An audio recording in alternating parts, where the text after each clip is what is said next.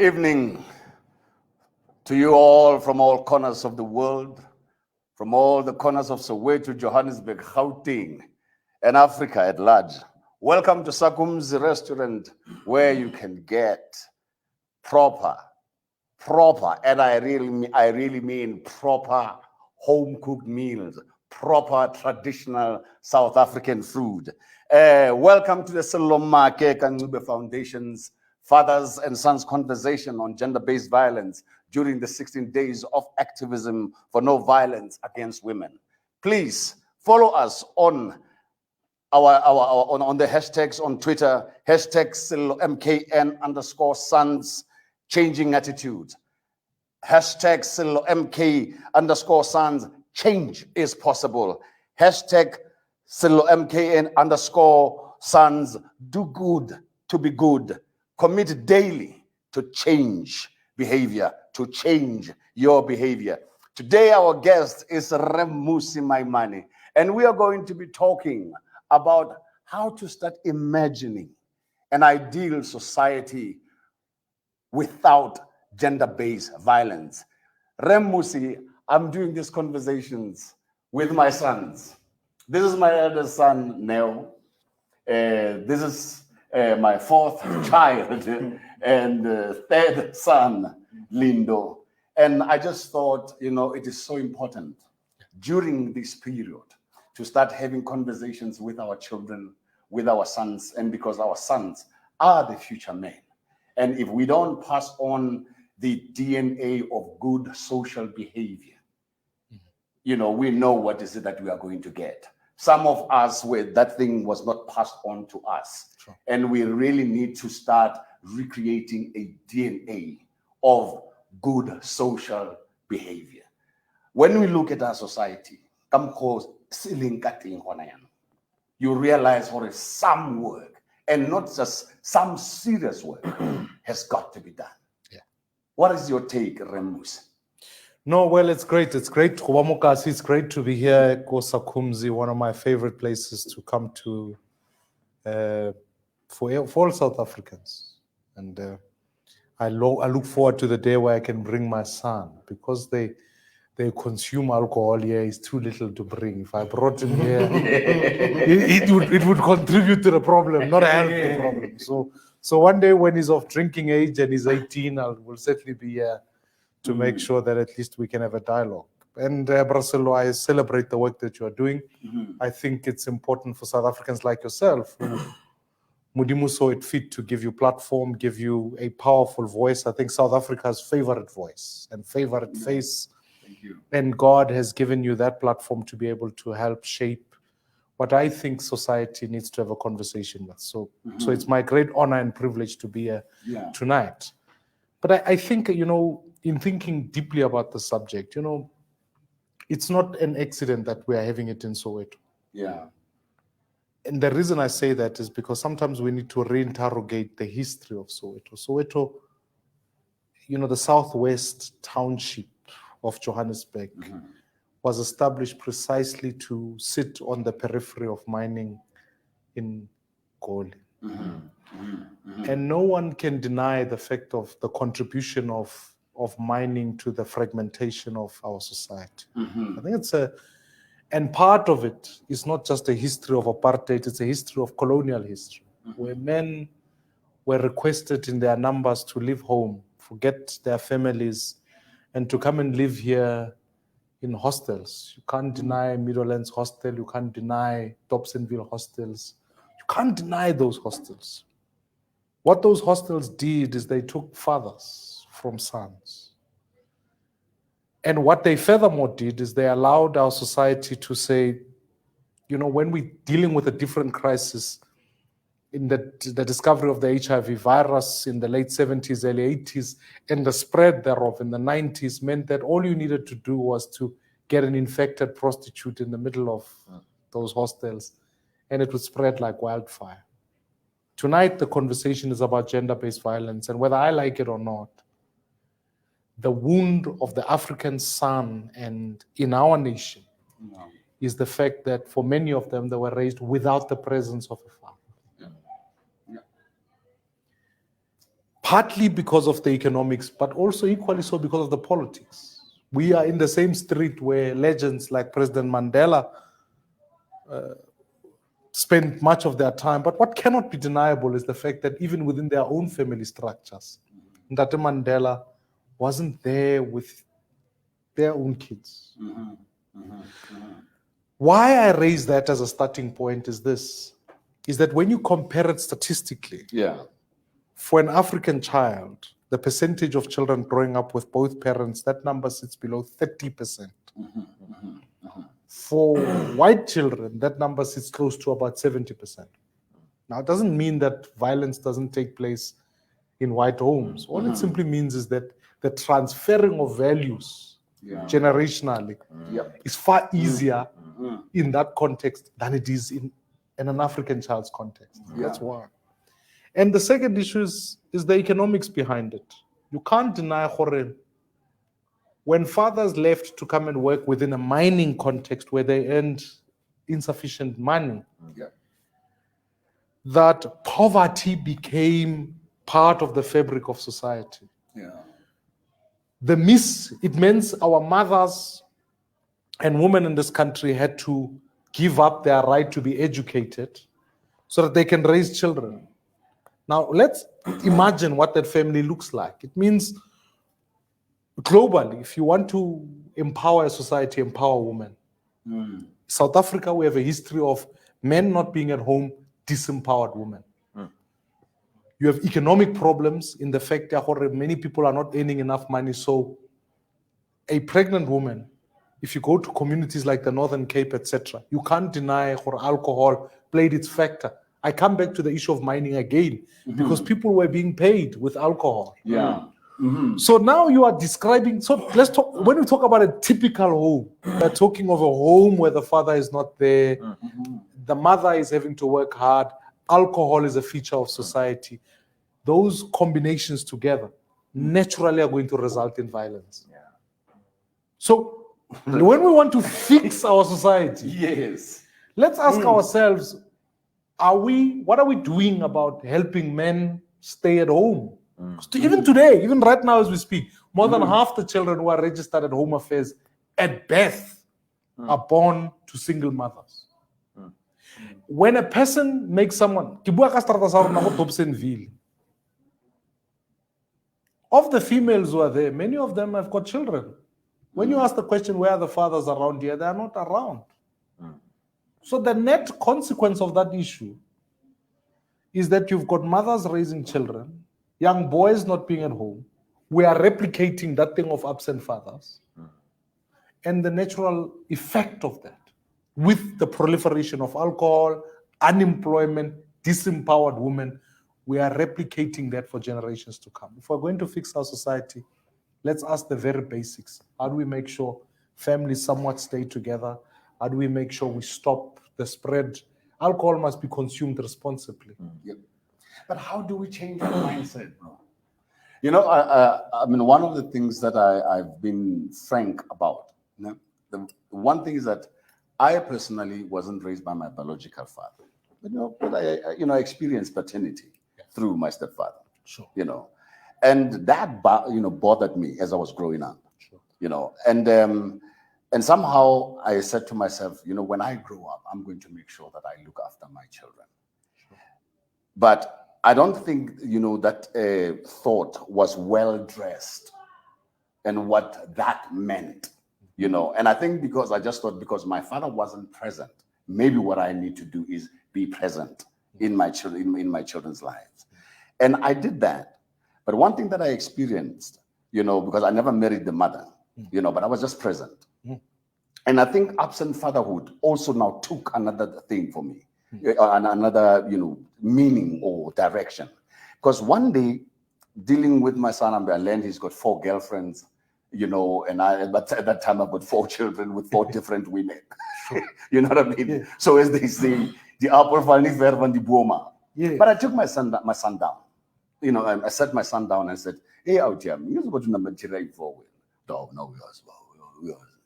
But what I did is that I sort of like break down what my life history has been like. I said, this is what I did, this is what I did, this is what I did. Now, because he came to live with me when he was 14. And I asked him the question, when you were growing up, didn't you wish that I was always there? Maybe I tell you, tears welled up in his eyes. Sure. And I said, you see? And I thought I was being better than my father. You know? So for me, the thing is that, but how do you now? You know, somewhat I've sort of like broken that cycle on my side. Sure. But how do we make it that the young boys of today begin to realize and maybe even begin to break that cycle by being present? What is it that we can do? No, and I think this is where... Guys, you must ask questions to, you know, together here. It's a song, you know. I mean, in many ways and in part, fine, we are not going to fix everything all at the same time. Yeah. But I think, you know, the insight you give that says, I just knew I needed to be present. Yeah. Is vital. You know, yesterday I was celebrating my own father's birthday, and my father and I, the first time he asked me if I had a girlfriend, it was out of concern. He was saying to me, you are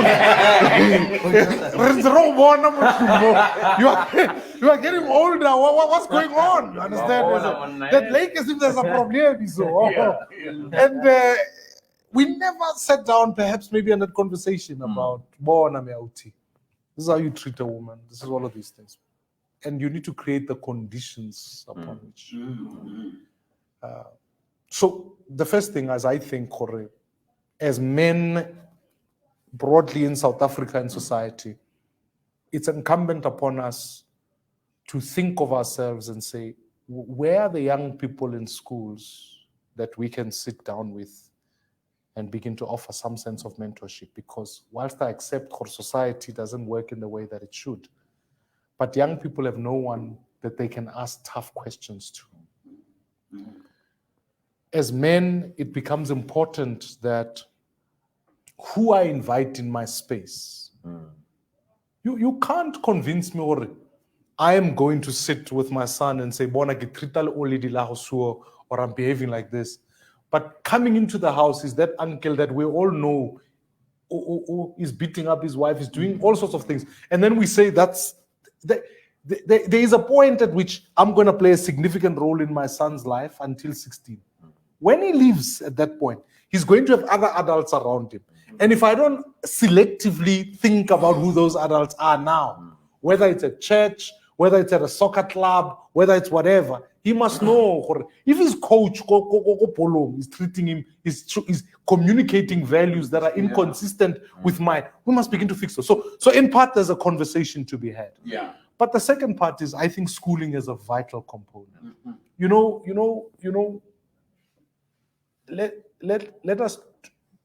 Let us think about what role modeling we do. And I will be the first one to admit, part of the problem is when men like myself succeed, we leave Soweto. We come in and out, but we leave Soweto. Which often means in our streets and our townships, the people who are left to show role modeling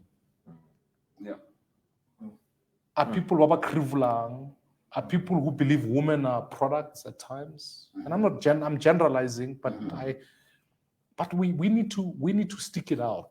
You know, when I grew up, at least in the 80s, people like agri-clustered teachers, nurses were all part of the society.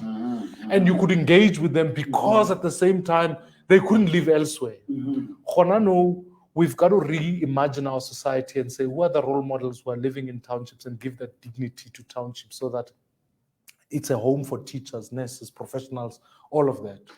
And no, society then says we've got role modeling that sits here. And each one of us must be able to have that brotherhood of a young person that we sit with. The last thing, and Russell, and I think this is one of my craziest things I've been thinking about. I've thought, what if in a school, you said to all the boys, when they start school, I'm going to give all of you a savings account.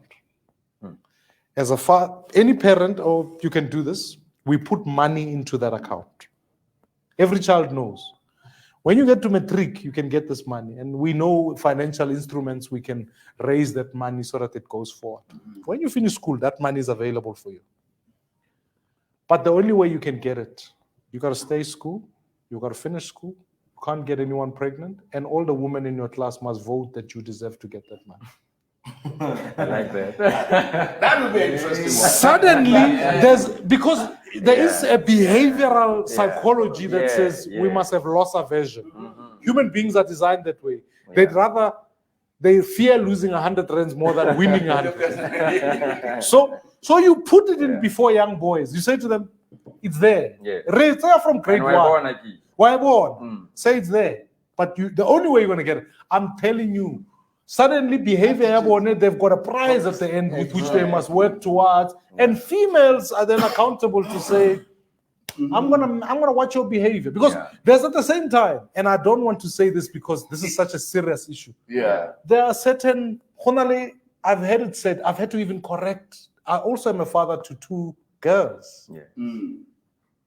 I must teach them, hey, you will never say in this household, I have to give her the dignity. You know, when I celebrate my girls at home, I can't just say, my darling, you look beautiful today. And that's where it ends. That's not, I'm sorry. I must celebrate their beauty. But, you know, I must say to her, you are a boss. So that I don't create the stereotyping that says women are less than in any way.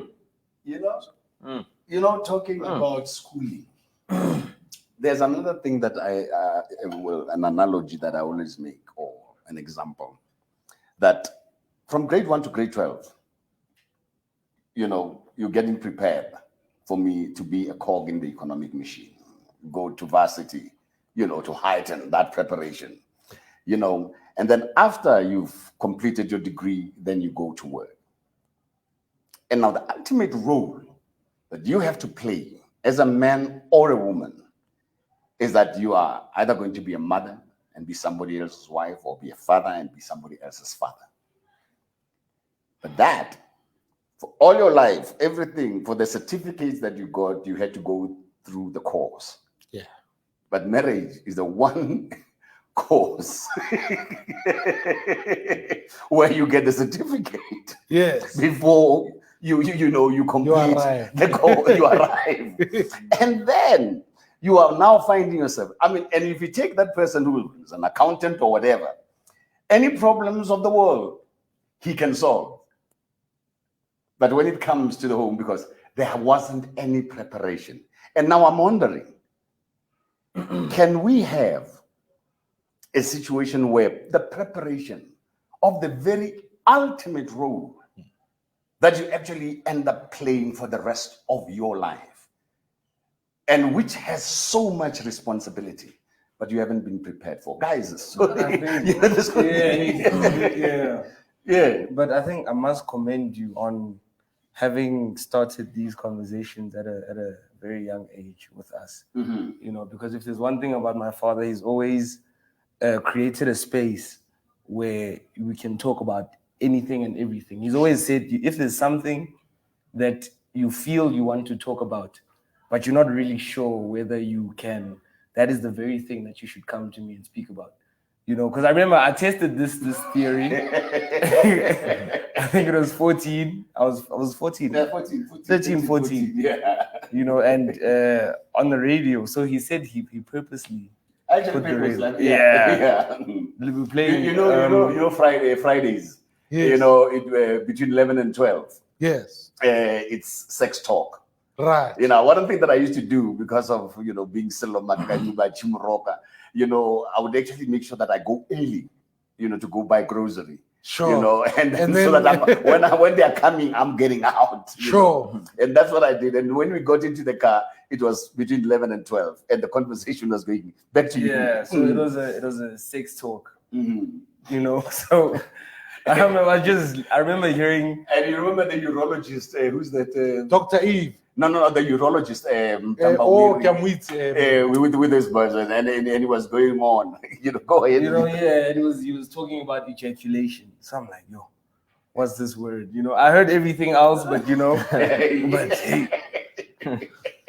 So now I wasn't sure whether to actually ask the question, but I'm like, you know, he said this, you know, so let's try it out. Also, because I think I was experiencing puberty, you know, I was even telling him with, hey, I've got a problem, chief. You know, I've got, you know, I've just been experiencing random erections, and it's worrying me now. Yes. You know. No, but And the first question you asked, asked, Baba, what is ejaculation? Yeah. And I said, no, Angelica. That's it. And when we got home, we ended up having a broader conversation around that. You know, and I think it's because of the environment that you created. And sometimes, you know, I do feel that I'm very, very privileged. You know, to have It's an absolute privilege. a big one, you know, and I just wish that all young men could have this experience. You know, because I think now also, as you were saying, there's a barrier to youth not having anyone to speak to, you know, because of African culture, you know, not being able to about these sort of things, you know, it's basically shunned upon. I mean, I do think in part, you know, just to, as Africans, we've failed to live up to our culture. It's not the culture that nullifies the conversation. It's the execution of our culture that we have failed to do. You know, this thing, Yoguti, young men should go to the mountain. We've now made it solely about circumcision. But what we haven't done is ask, is it not an opportunity to transfer values and say, now you're a man, you are going to behave like this. This is our expectation of you. You know, when I was getting married, and my wife is a white South African, so it's not in her culture for this. And literally, I remember that more than any other thing. We sat there, Mahulu told us, hey, you will do 1, 2, 3, and 4. And it communicated value to her. When as fathers rely our young boys, now for this period of your life, this is what I expect of you. This is the conduct. My son knows at home, he can do many things. Mari, if he raises his voice against his own mother or he hits his own sister, that is capital punishment in our home. You can do many other things. The levels. That's a level you don't because he must learn how violence doesn't resolve the situation. He's young, he's aggressive, so he must learn that. And he can only learn it because I've got to be disciplined about making sure. Nothing prepares you to be a father except that. Nothing teaches you how to act in that moment. And we've had to have some tough discussions. Sometimes I've had to come back and say, how I handled that situation wasn't quite right. Let's rethink about it and do it again. But having said all of that, I do think these conversations, that's why you are so privileged. That's why I say it's a privilege to have that. We're privileged. Yeah, exactly. You know, it's admirable. Your father took the decision to say, we're gonna open the door. You know, I can sit here and maybe they talk about television and all of that. One of my worries is I've got a young girl now, she's going into that age. I fear the day she comes to me and said, Daddy, you know, I've started my cycle. Even just thinking about it, I'm saying,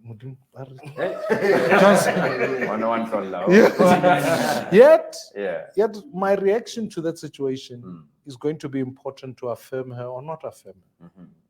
And as a father, I need to think about it, work it out, have a dress rehearsal with my wife. The day will come. Be prepared for that. Be ready. Because when it comes, it will affirm how I view her. And what I celebrate and what I don't celebrate. So we have to practice. But I just think, if we reimagine society, if you were to say to me, what should government do? I'd say educate. Educate boys in school, but make sure our girls get through school. We are, you know, the face of poverty in this country is black and female, which I can't separate. And I'm not a gender-based violence expert, but I can't separate economic emancipation of women from gender-based violence. If we're going to reform our society, we need to make sure we do that. We've put the burden on women to educate men for far too long. I think men, we need to step up our game. We need to have a conversation. We need to be clear. It starts, I'll never forget once, a young woman was dressed beautifully, dressing the road. This guy, there must be a point upon which I look at that guy and say, what you are communicating to that woman is wrong.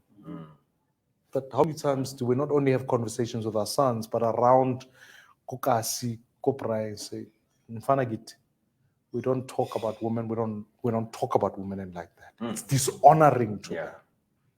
Wow. And I'm glad that I have this opportunity, like to call you honorable, Mmusi, Maimane. It just feels good, like I imagine myself like being in a, parliament, honorable Mmusi, I don't know if he knows that. Maake, like a drummer snake park, Maake, that's a baby, but again, I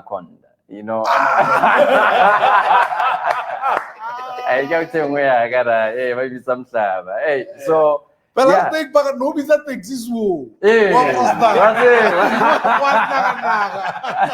Yeah, I was Silver Town, man. And one of the you've raised so many things, and those things are affecting my community, my blockchain, you understand? And because of Lena, sometimes when I look at Kasiaga, just walking past and then seeing people, poverty thing, I don't see it in a flash. I see it in the mind, or like, what can we fix here? Because we have to start with the mind first.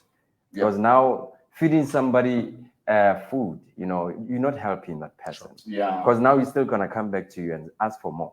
So I remember this quote, teach your son to fish. Don't give him a fish, So what's happening right now? Kibwana khufwa di fish na. Fish, whatever, I say, ukila wana utapela ke fish, man.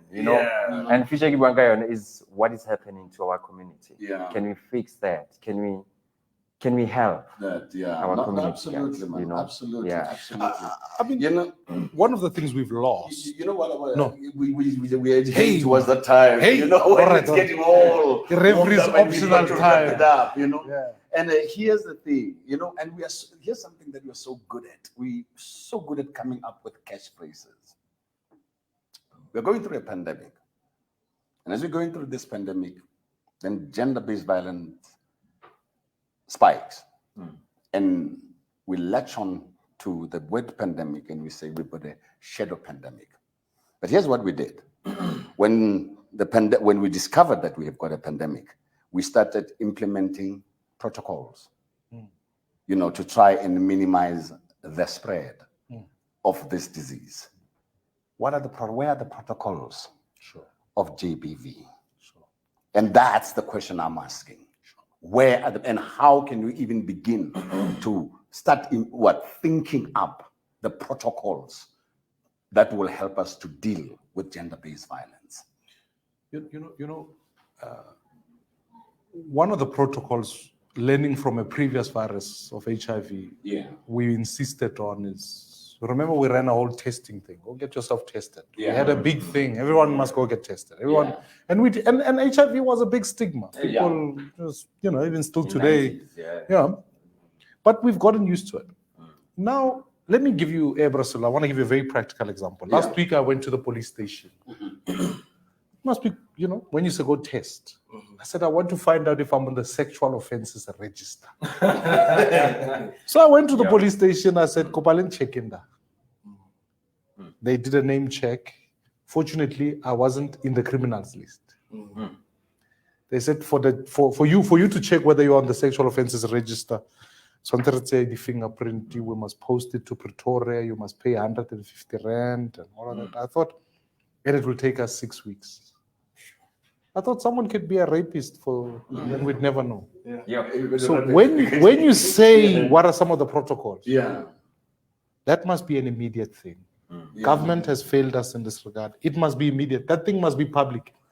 So that if my daughter wants to date you, get check with daddy. Enter the ID number. It's our website. Even if I don't reveal your name. But if she gets your ID number, enters it there, and then ha tla go ntlong a re ha ke checka le nna ke re a o e fela o teng ha ke batlo go bona le ska Yeah. Give it. Okay. I can imagine that you're praising. Why? Phela wa itshwarisa. Okay, guys, okay, I don't think we're going to end.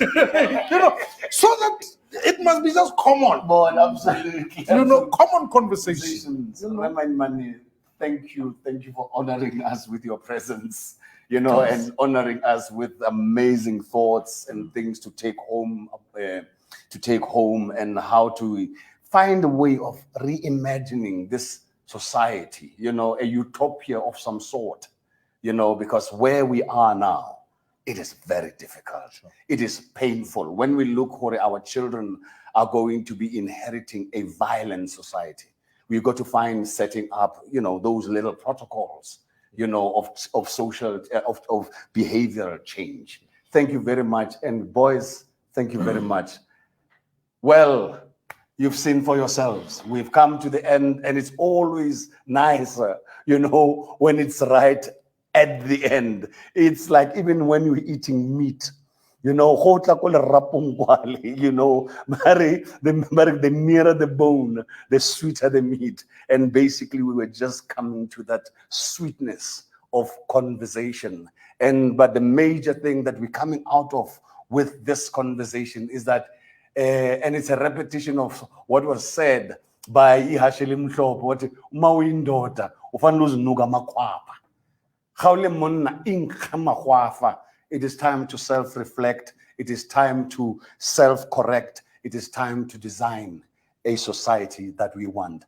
I am Sello Maake Ncube, and this is the time to say goodbye, sayonara.